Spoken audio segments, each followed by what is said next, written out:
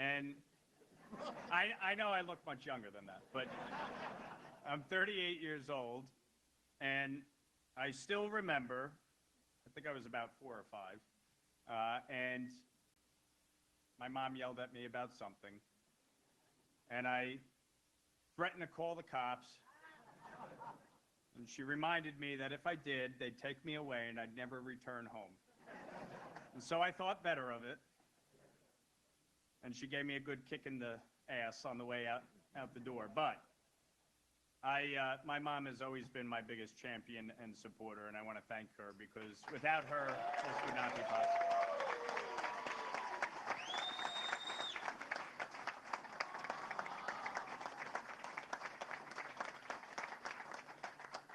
I want to thank my brother James and my sister-in-law Kara. As you can see, I got the short end of the stick.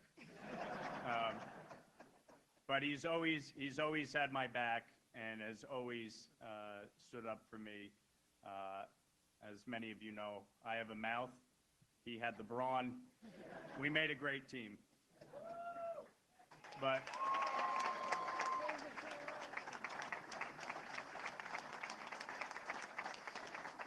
I especially want to thank my beautiful wife, Doina,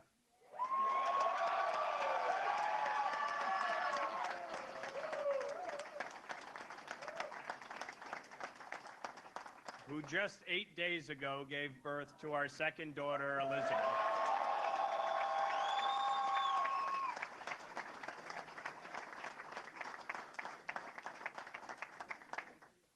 But without her patience, her understanding, and her support, there is no way that I could do this.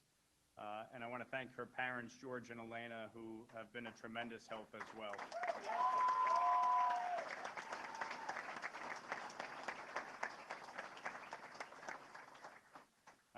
I know Juliana and Elizabeth will be extremely excited, not by my win tonight, but by the fact that I'm going to be home for the next week or so. So, thank you, sweet.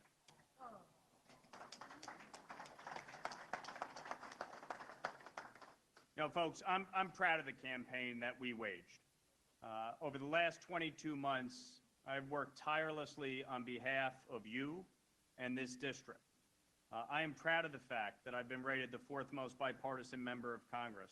I'm proud of the fact that we passed 10 bills through the House, 5 of which became law. I'm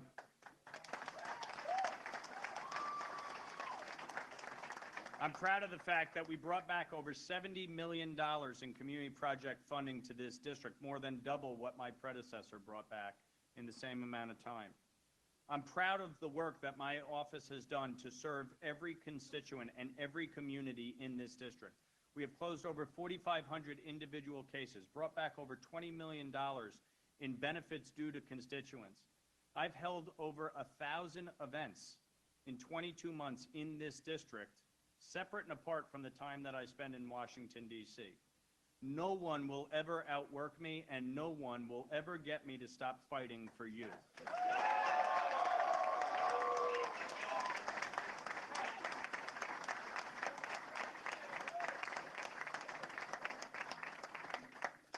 Now, folks, there is still a lot of races to be called, and obviously the big one for president.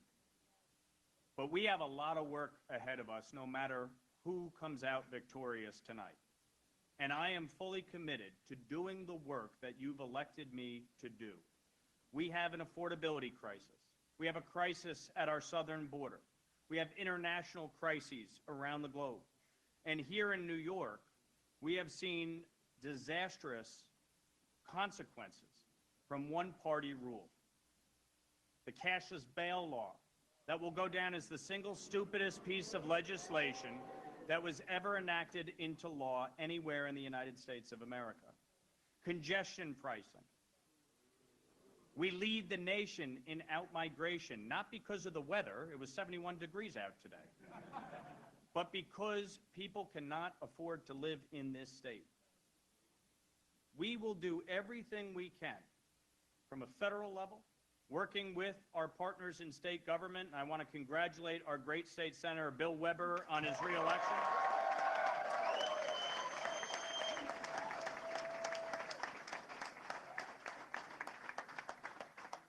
working together with our partners in local government, from Ed Day to George Homan to Teresa Kenny to Jim Monahan and so on, we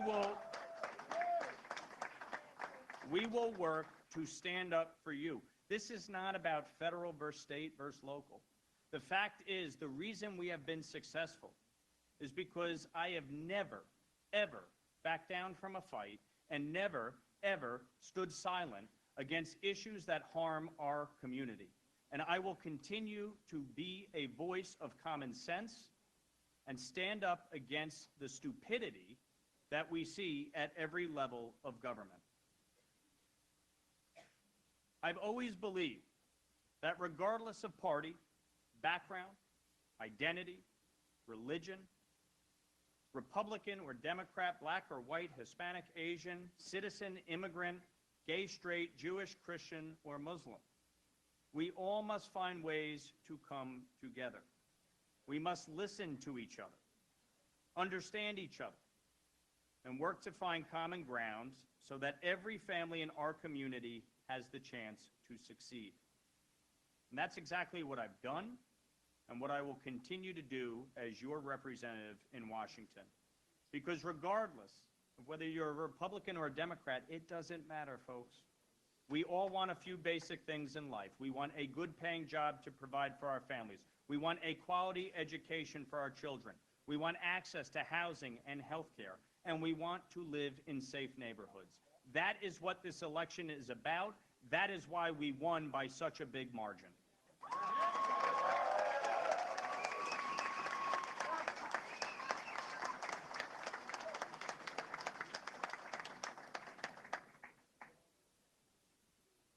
You know, every election that I've been in, I have a ritual. I vote with my family. I travel around the district in a truck with big signs on it, deliver cookies to the poll inspectors and say thank you for working our elections. And then I go to my dad's gravesite and spend some time with him.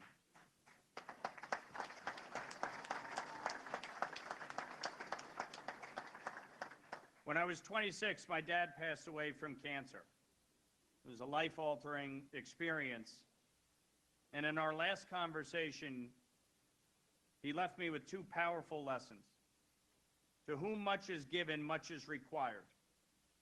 And to always keep my eye on my moral compass and do God's work.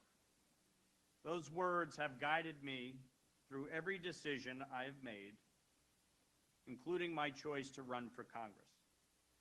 Public service is a noble calling, one that comes with sacrifice, but immense reward when done with humility, integrity, and dedication.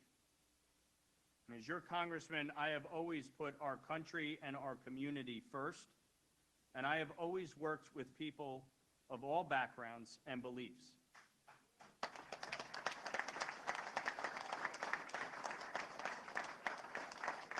And as my old and first boss in politics, John McCain, once taught me, you have to serve a cause greater than your own self-interest.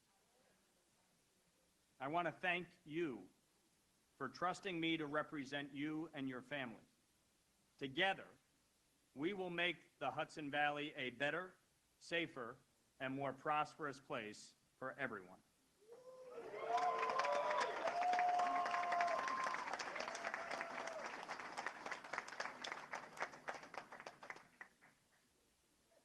So, I am grateful for the opportunity to serve. I am grateful for your support. And most of all, I am grateful for your friendship. God bless you. God bless the state of New York. God bless the United States of America.